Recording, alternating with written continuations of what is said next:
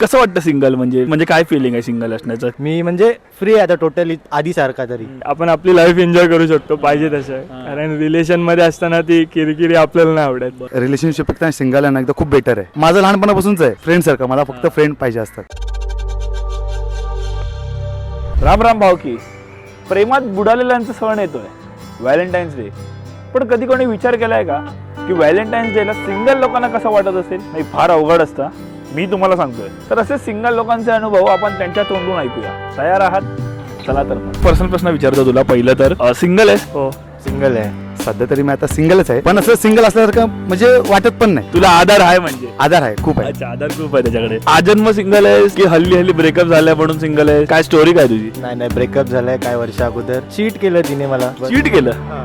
नहीं, ब्रेकअप तो नहीं हुआ. मैं जिस लड़की से प्यार करता था उसने मुझे छोड़ के चली गई वो दूसरे के साथ. मुझे ऐसा लगता है कि सिंगल होना ही बेटर है. पोरी तर खूप मिळाल्यात. तुझ्या त्या प्रश्नाचं उत्तर आहे अजून नाही आहे, पण एक जे आपण बोलतो ना आपुलकीने जे प्रेम जे लाईफ टाइम साठी जे केलं होतं ते नाही मिळालं. बस हल्लीच झालं. जसं की लाईक थोडं टॉक्सिक बनत चाललेलं, तर मग ते झालं. टॉक्सिक रिलेशनशिप मध्ये होतात. बरं झालं मग तू त्यातून बाहेर पडलास. पहिलं तर कसं वाटतं सिंगल म्हणजे काय फिलिंग आहे सिंगल असण्याचं? सिंगल आहे तर कोणाला बाहेर जाताना तिला काय आधी सांगावं लागायचं मी इकडे चाललोय, फ्रेंड सोबत चाललोय, हे करतो ते करतो. आता सिंगल आहे तर मोस्ट ऑफ कोणाला न सांगता मॉम डॅडला सांगितलं बस ठीक आहे, निघून जातो. कोणाला प्रेशर कमी वाटतं. प्रेशर कमी होतो. परत तिचे मध्ये मध्ये कॉल नाहीत वगैरे. मी म्हणजे फ्री आहे आता टोटली आधी सारखा तरी. सिंगल असल्याचे तर मला खूप फायदे वाटतात. जसं की आपण आपली लाईफ एन्जॉय करू शकतो पाहिजे तसं. कारण रिलेशन मध्ये असताना ती किरकिरी आपल्याला नाही आवडत की इथे का गेलास तिथे का गेलास. म्हणून मग सिंगल बेस्ट आहे माझ्यासाठी. आता जसं आपण आपल्या फ्रेंड्स ग्रुपमध्ये फिरतो तर मग ती अशी का बोललास, हे का गेलास, की मग कुठे नको इथे नको जाऊ, माझ्यासोबत चल, हे ते, तर ते आपल्याला आवडत नाही. पॉझिटिव्हनेस. हो, खूप पॉझिटिव्हनेस ते आपल्याला आवडत नाही. कारण की लॉयल राहणं हे तर असतंच, पण डिफरंट साईडला ते एकदम हे होतं, वेगळं होतं ते. म्हणून मग थोडं सिंगल राहणं बेस्ट वाटतं. रिलेशनशिप पेक्षा सिंगल आहे ना एकदा खूप बेटर आहे. माझं लहानपणापासूनच आहे फ्रेंड सारखं. मला फक्त फ्रेंड पाहिजे असतात. जे मी आधी गमावलंय या प्रेमापायी, म्हणजे जे माझे क्लासमेट होते ना ते मी गमावलेत.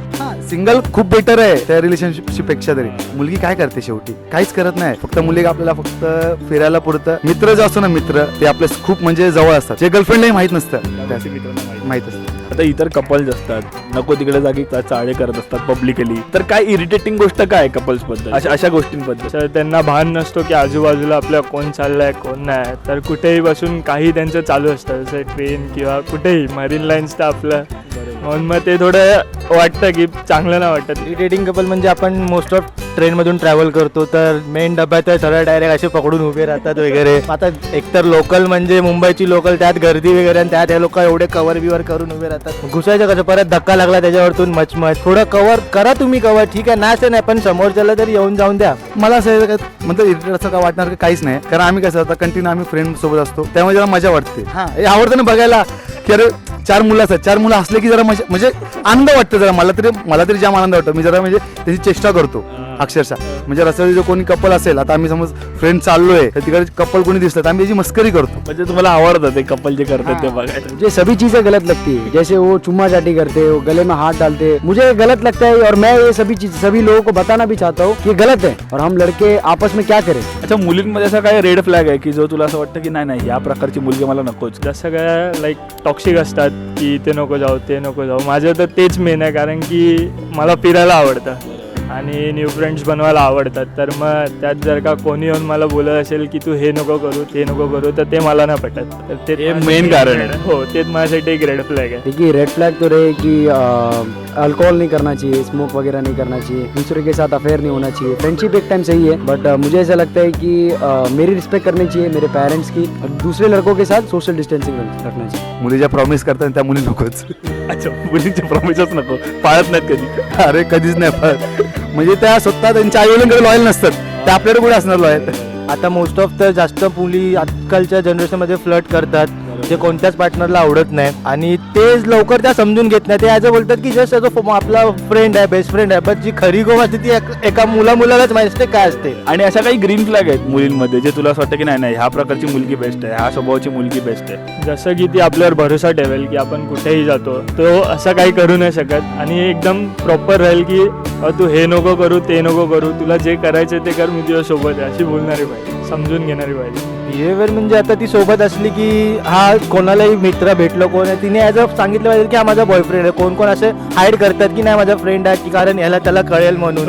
तुम्ही रिलेशनशिपमध्ये तुम्ही फ्रँकली सांगा की हा माझा बॉयफ्रेंड वगैरे माझा पार्टनर वगैरे आहे. म्हणजे मुळात तुम्हाला एक ओपन गर्लफ्रेंड पाहिजे. हा ओपन. जी मेरी जो पहले जो थी उसमें एक खास खूबी थी. वो मुझे अच्छा लगा था कि वो समझती थी मुझे, मेरे कैरेक्टर को, मेरा जो प्ले था, मैं एज अ पर्सन उसको समझती थी वो. अगर दूसरी लड़कियों के पास जाओ तो वो ऐसा लगता है कि वो लोग गलत कर रहे हैं. समजून घेणाऱ्या मुली किती राहिल्यात आजकाल? मुलगी समजून घेत नाही, मित्र समजून घेतो शेवटी काही झालं तरी. अच्छा, कधी असं सोशल प्रेशर वाटतो का? म्हणजे असं सगळे रिलेशनशिप मध्ये आहे, तू एकटा आहे, तुझे मित्र गेले कुठे फिरायला, त्यांच्यासोबत त्यांची गर्लफ्रेंड आहे, पण तू एकटा आहेस तर तुला असं लोनली वाटतं? झालं आता काय अनुभव? रिसेंटलीच झालं. आमच्या एक स्कूल फ्रेंडचं असंच एक ठरलं की विलाला जाऊ वगैरे आणि झालं आमच्याकडून सगळे कॉन्ट्रो झाले. सगळ्यांनी जे सेम कॉन्ट्रो सगळ्यांचे झाले आणि नंतर एंड ऑफ द नाईट सगळे पिले हे सगळं झाले आणि जे कपल्स होते ते सगळे गेले रूम मध्ये आणि आम्ही सिंगल सगळे हॉल मध्ये. ऍक्च्युली नव्हतं पाहिजे की आम्हाला पण रूम द्या ना, आम्ही पण तोच कॉन्ट्रो, आम्ही कॉन्ट्रो मध्ये कमी नाही केलं, मग आम्हाला का हॉल मध्ये झोपवलं. तुमच्याशी पिलो बसलो वगैरे खेळलो बोललो सगळं झालं, मग नंतर शेवटी आम्हीच हॉल मध्ये. पण सिंगलहुड मध्ये मित्रांचा आधार वाटतो खूप.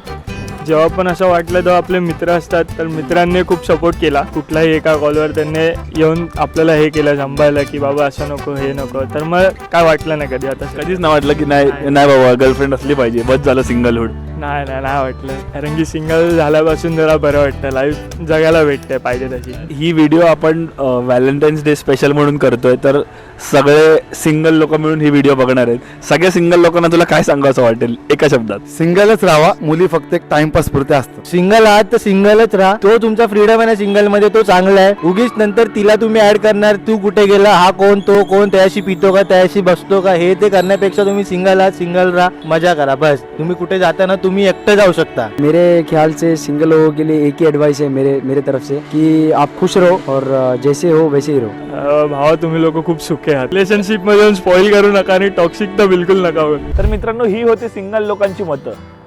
सिंगल आणि रिलेशनशिप असे दोन्ही गोष्टी बघायला गेलो तर दोघेही त्रस्त आहेत. आपण त्या मनाने सिंगल लोक फारच मोकळे आणि समाधानी वाटले. असो तर स्वतःवरती प्रेम करणाऱ्या माझ्या सर्व सिंगल मित्रांना व्हॅलेंटाईन्स डेच्या हार्दिक शुभेच्छा. आशा करतो ही विडिओ तुम्हाला आवडली असेल. व्हिडिओ आवडली असल्यास भाऊकीला लाईक, कॉमेंट आणि शेअर करायला विसरू नका. अशा नवनवीन विषयांसाठी भाऊकीला नक्की सबस्क्राईब करा. तोपर्यंत राम राम.